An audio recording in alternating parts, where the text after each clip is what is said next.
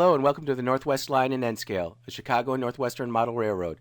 My name's Andrew and I'm doing a lot of the work on this layout. And in this episode, we're going to talk about the bench work and some things that have happened since the last episode. But before we get into all of that, I just want to say thank you to all the viewers, people who liked and subscribed to the channel. I was absolutely flabbergasted when I realized at the end of that run that I had 24 subscribers and comments. DJ, thank you for the encouragement and for the update on the passenger layout. That was really cool. Whenever you get people giving you feedback on stuff, that's the way that we improve and move forward. And it gave me a lot of encouragement. If you could, please like and subscribe. That would really help me out a lot as I go down this path and this journey in N-Scale. I think it'd be really cool. Definitely let your other N-Scale or model railroaders know we're always trying to help people out. And I think this is just going to end up being a really cool project. So the first thing I want to talk about is my bench work and track plan. I put a lot of effort into this using AnyRail and, trying to get it to where I thought I had a good plan laid out. I thought it was all decent. And I was like, this is going to work out great. And then one of DJ's videos popped up. And at 3 minutes and 38 seconds into this video, and this was back in October 16th of 2022, DJ has this model railroad showed up. And if you look, it is so much like mine. And I'm like, oh, I can't do that. I just basically ripped off DJ. And of course I didn't. It was all in my own brain. And I built this up out of, trying to improve my skills. But I just couldn't have that. So what did I do? I added that bottom spur with an extra turnout. And I put the yard station in there, and this is what we're going to go with.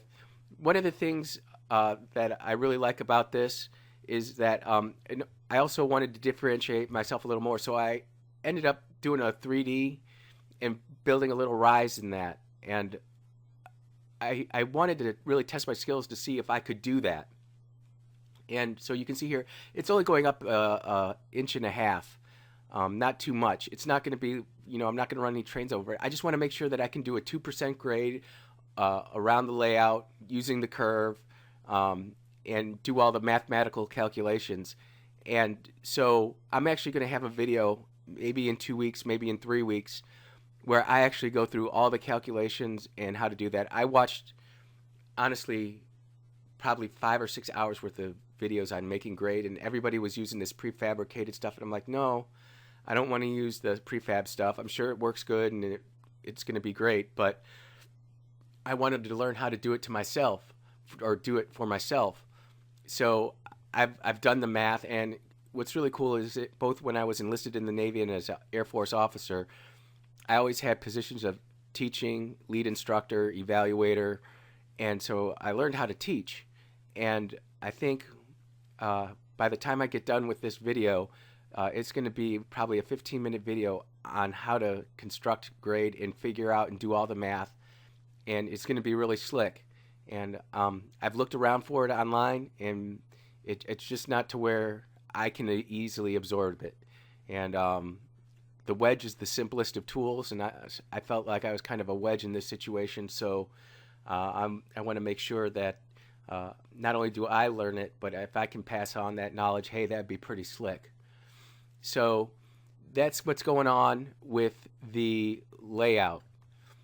I have been working on, if you remember back here, this over here used to be Totem Lumber. Well, that's now Paul Bunyan Lumber. And the reason for that is I want this to be completely fictional.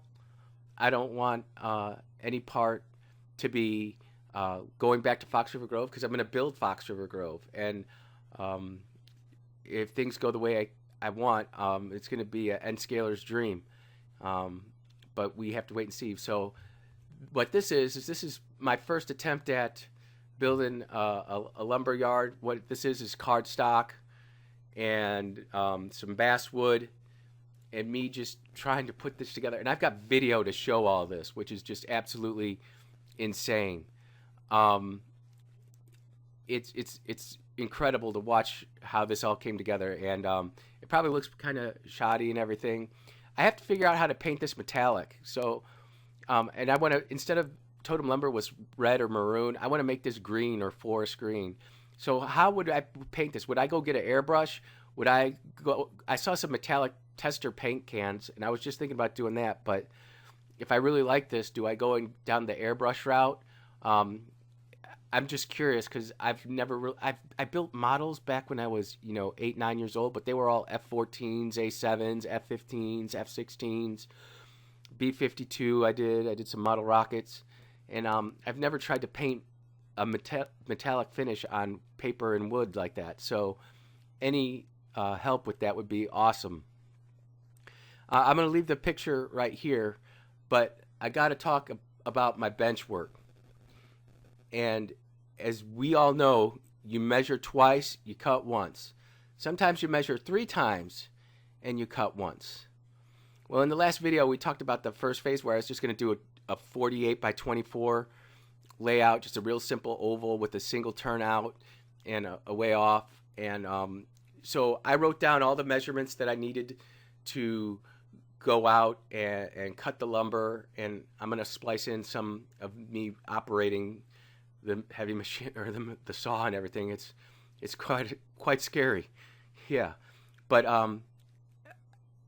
I made a tactical error, and instead of writing down 48 by 24, I wrote down 60 by 32. So I basically built the wrong bench work, and it's sitting in my guest bedroom right now in the Suite B. She was really cool about it, but at the same time, she was like, this is not what we agreed to. And so I was like, well, I think I have enough to go build a smaller one. She's like, no, this is what we're going to do. So that's kind of like a first world problem, because I only have enough track and cork and everything like that to build the first one. So now I got to go back to Kingston Hobby Shop in Canada and order like another $250 worth of road bed and flex track and turnouts and all the stuff that I'm going to need there. So that's kind of crazy, but that's what's going on. And then the last question I have is with this right here. You see that Chicago Northwestern sign above the engines there? I know you can have those like made somewhere, but I'm not sure where. But if you know somebody who does that, and look, I'm not trying to get anything for free. I'm willing to pay for it, but I don't even know where to get that. But I'm planning to build this thing, scratch build it, kit build it, when I get to the main layout. And what I want to do is have some of those logos made so I can put it on my yard office here, and maybe on the engine shop here, and maybe even on the rail station there. Does it really need it? No, but I'm kind of a C&W kind of guy, and I enjoy doing that.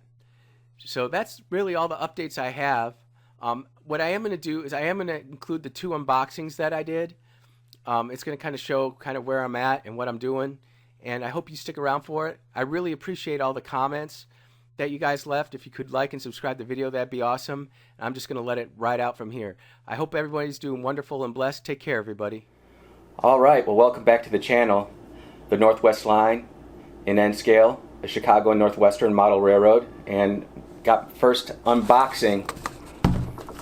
It's my first package of track, and as we start this model railroad journey, you got to start somewhere, so we're going to start with this unboxing. I got to say, it's boxed incredibly well. I actually ordered it off of eBay from a place in Canada after shopping around. It was the cheapest place, and I was pretty excited. And I go and support my local hobby shop, but there's really no local hobby shop around here, and it's kind of disappointing, but it's not bad. Mississippi's an awesome place to live. There's a hobby store somewhere down in Louisiana, and I'll probably make that journey at some point.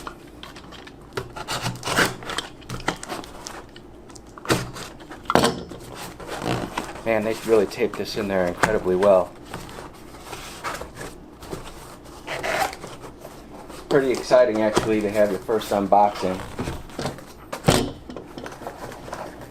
Well, let's see what we got. Holy cow. We got 2 switches for N scale, and my goodness, are they small? Are they small? Maybe I should have gone O gauge. Nah, I'm pretty excited. Got my rail joiners in there too. Oh wow.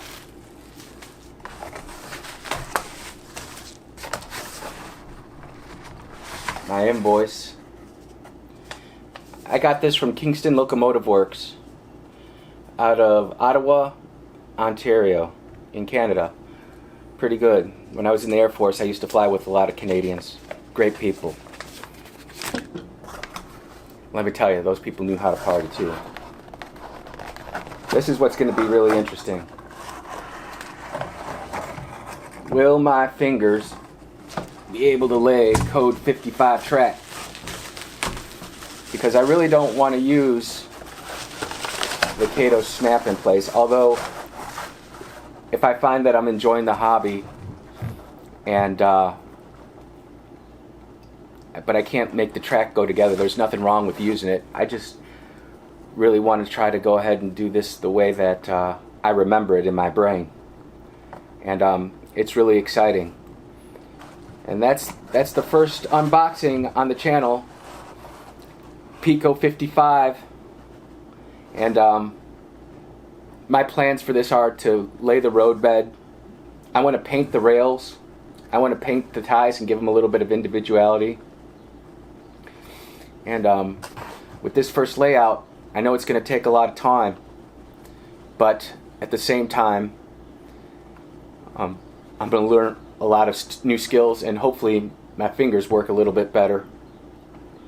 This has been really awesome. First unboxing on the channel, the Northwest Line in N scale of Chicago and Northwestern Model Railroad. This is Andrew. If you want to make some comments in the comments, that'd be awesome. Subscribe. Actually, that'd be really cool if you subscribe.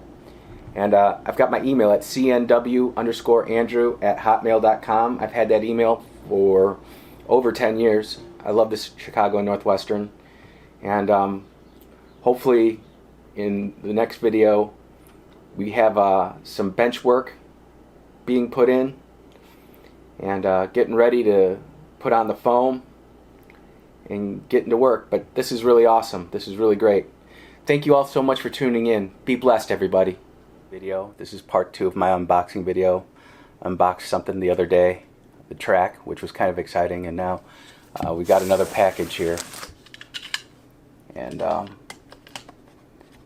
bench work goes well.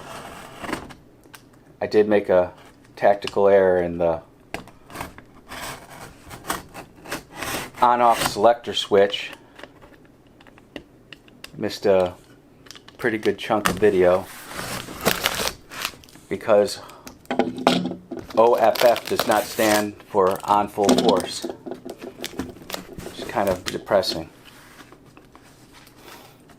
And feeling great. The Sweet Bee had her surgery, and she's doing pretty good. She's in the other room. She's already back to work.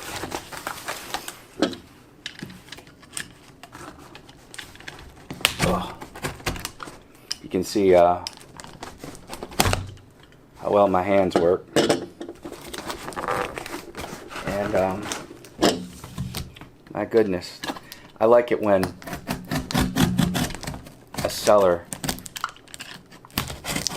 uses so much tape that makes it next to impossible to get in. Wow, this is sealed up pretty good. Alright, so here we go. I like it when they package it really nice. Oh, look at that.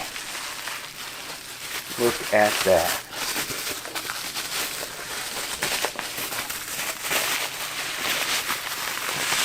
People watching must be thinking, oh goodness. I don't know how well that, you see that? NCE Power Cab. My DCC system has arrived. Oh snap.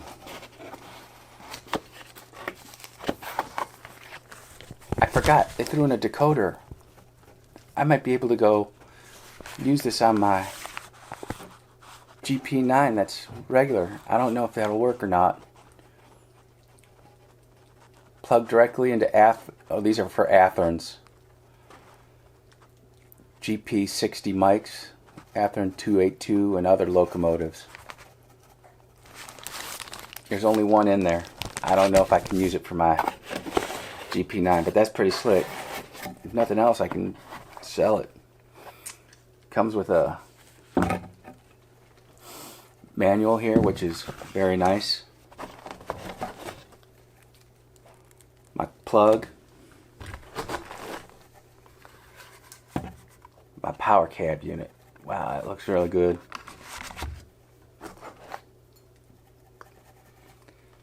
Face plate. Another. Everything I need on the back hooked up. And power cord. Life is good. Life is really good. I'm really excited to have this rocking and rolling. Everything is moving along as best as can be done. And I guess the one word of advice that I'd give to anybody who's thinking about starting N scale or model railroading in general is just to be patient. These things new were $199 plus anywhere from $10 to $15 shipping. And I picked this up for $140. Plus I got a decoder out of the deal. $74.95 value. I'm just looking at this knowing that this isn't going to fit my locomotive. So maybe I'll just resell it on eBay. Recoup some of the money. Well, that's going to be it for this unboxing video. I'm going to link this up with the other one and then kind of do a voiceover of some stuff. Got a couple questions. The next video is going to be really quite hilarious in nature. Gentle answer turns away wrath, but a harsh word, woo, stirs up some anger. Alright everybody, thanks for watching. Take care, be blessed.